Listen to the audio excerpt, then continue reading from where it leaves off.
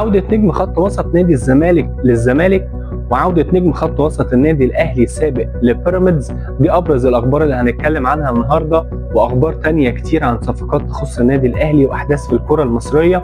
أنصحك ما تفوتش الحلقة دي وركز معايا، ويلا بينا نبدأ الحلقة بسرعة.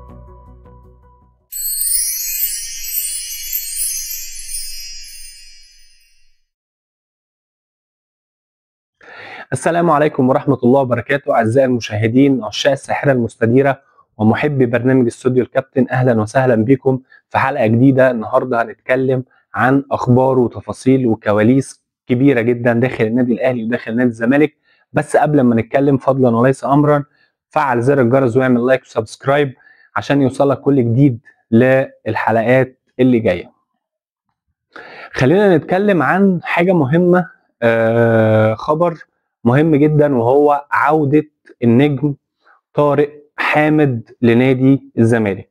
كان في اخبار الفترة اللي فاتت من داخل نادي الزمالك ان طارق حامد هيرجع لنادي الزمالك الفترة اللي جاية.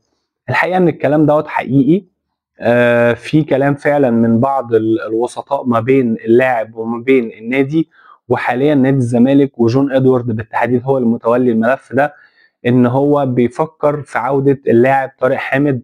طارق حامد طبعا هيكون اضافة كبيرة جدا لنادي الزمالك، مفيش شك ان هو هيكون اضافة مع دونجا، واضافة مع محمد شحاتة واحمد ربيع ونجوم نادي الزمالك في خط الوسط. حاليا الزمالك بيفكر يشوف العرض اللي هو ممكن يقدر يقدمه لكابتن طارق حامد هيكون ايه. كابتن طارق طبعا نفسه ان هو يختم مسيرته الكرويه في نادي الزمالك، ودي طبعا حاجه يعني طارق حامد من اللعيبه اللي خدمت نادي الزمالك كتير وتعبت بتيشيرت نادي الزمالك واخد بطولات مع نادي الزمالك. وانا شايف الحقيقه ان طارق حامد يستحق التواجد في نادي الزمالك مره تانية، ويستحق الاعتزال بتيشيرت نادي الزمالك، لان هو زي ما قلنا كان من اللعيبه المقاتلين مع نادي الزمالك.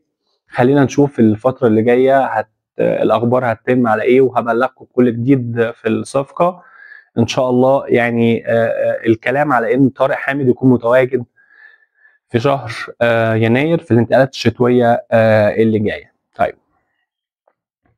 معانا تاني حاجه، نجم وسط النادي الاهلي السابق كابتن حمدي فتحي. كابتن حمدي فتحي في تفاوض كبير جدا مع بيراميدز، وفي عروض رسميه اتقدمت لكابتن حمدي.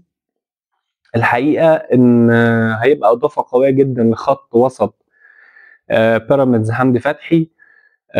لاعب كبير طبعا، ولاعب منتخب مصر، ولاعب محترف. بس المشكله حاليا ان التفاوض في مرحله المبالغ اللي طالبها كابتن حمدي فتحي. نادي بيراميدز شايفها ان هي عاليه شويه.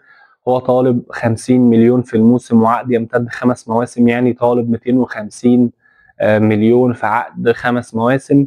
بيراميدز شايف ان العقد دوت ممكن يبقى كبير شويه، او الرقم ممكن يكون كبير، والمده ذات نفسها ممكن تقل ل3 سنين او 4 سنين بحد اقصى.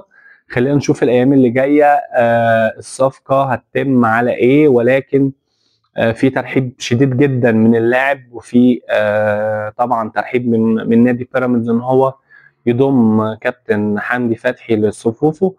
وطبعا زي ما قلنا ان كابتن حمدي بيفكر ان هو يرجع مصر، ولكن عن طريق بيراميدز. النادي الاهلي مفيش تفاوض خالص، او مفيش اي كلام من النادي الاهلي ان هو يرجع، لكن الكلام كله على بيراميدز. طيب، امبارح كنا شفنا فيديو غريب لنائب رئيس البنك الاهلي، وهو بيتكلم بشكل غير لائق على جمهور النادي الاهلي. وكان قال في الفيديو ان في مشكله عندنا في التعليم، لذلك جمهور النادي الاهلي كبير، او يعني الاغلبيه اهلاويه. بصراحه انا شايفها حاجه مش مبرره خالص، يعني كلام زي كده يطلع من واحد مسؤول. المهم النادي الاهلي قرر ان هو يشتكي ويعمل شكوى رسميه، وده اللي حصل فعلا. النادي الاهلي اشتكى لوزاره الماليه ووزاره التعليم، واشتكى للنائب العام ومحافظ البنك المركزي، ونزل على صفحته رسميا الشكوى اللي بيشتكي فيها الاستاذ يحيى ابو الفتوح نائب رئيس البنك الاهلي. الحقيقه دي حاجه غير مقبوله تماما ان احنا نشوفها من حد مسؤول ويطلع يتكلم بالشكل دوت عن النادي الاهلي. يعني حتى لو هو انتمائه زملكاوي او ايا كان، انت اهلاوي او زملكاوي، انت شخص مسؤول وبتطلع في الاعلام، فما ينفعش ان انت تتكلم على جمهور النادي الاهلي بالشكل ده. خلينا نشوف الفتره اللي جايه الشكوى هتروح لفين، ولكن استاذ يحيى قدم اعتذار رسمي على صفحته على صفحات التواصل الاجتماعي بتاعته، وقال ان هو ما يقصدش، وقال ان هو هيقاضي الشخص اللي سرب الفيديو. ولكن مش هي ديت المشكله عندنا في التصريحات ذات نفسها ان هي حقيقيه. هو ما انكرش التصريحات، ولكن هو اعتذر وقال ان هو ما يقصدش التجريح لصالح النادي الاهلي.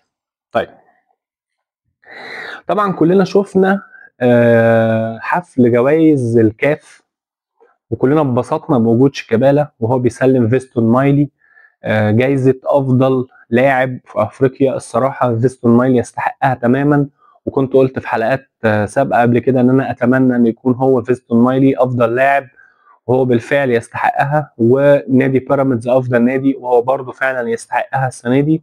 وطبعا كلنا كنا نتمنى الكابتن محمد صلاح ان هو يكون افضل لاعب، ولكن اشرف حكيمي هو اللي فاز بالجائزه. طبعا كلنا اتبسطنا بوجود شيكابالا، وشيكابالا لعيب كبير جدا واسطوره نادي الزمالك، وهو يستحق ان هو يكون موجود في مكانه اعلى بكتير من اللي هو موجود فيها. وكأن الكوره بتكافئ شيكابالا بعد الاعتزال. حاجه مشرفه لمصر والنادي الزمالك وجود شيكابالا في حدث مهم زي ده. طيب، حاجه اخيره، صفقه كبيره للنادي الاهلي في الطريق.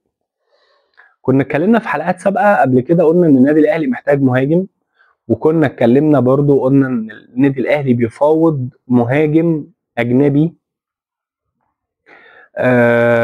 افريقي بيلعب في اوروبا.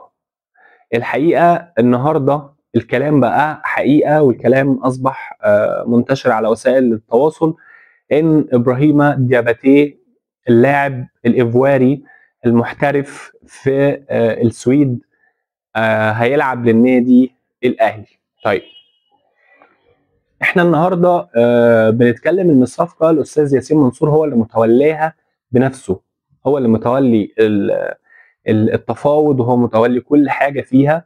الاهلي قدم عرض فعلا رسمي لابراهيم دياباتي، والفتره اللي جايه هنشوف بنسبه كبيره ابراهيم دياباتي في خط هجوم النادي الاهلي. الحقيقه لاعب مهم جدا وصفقه تقيله جدا، ولاعب محقق ارقام قويه جدا، هيكون بجانب لاعب مصري مهاجم مصري الاهلي بيتكلم عليه وهو اسامه فيصل. وكنا قلنا برضو قبل كده ان الاهلي بيفاوض اسامه فيصل، ولحد دلوقتي التفاوض شغال. الاهلي عنده هدف ان هو يكون معاه 2 مهاجمين في الانتقالات الشتويه جداد، تحسبا لرحيل جراديشار، ومعالجه المركز بتاع راس الحربه. خلينا نشوف الايام اللي جايه هيكون فيها ايه.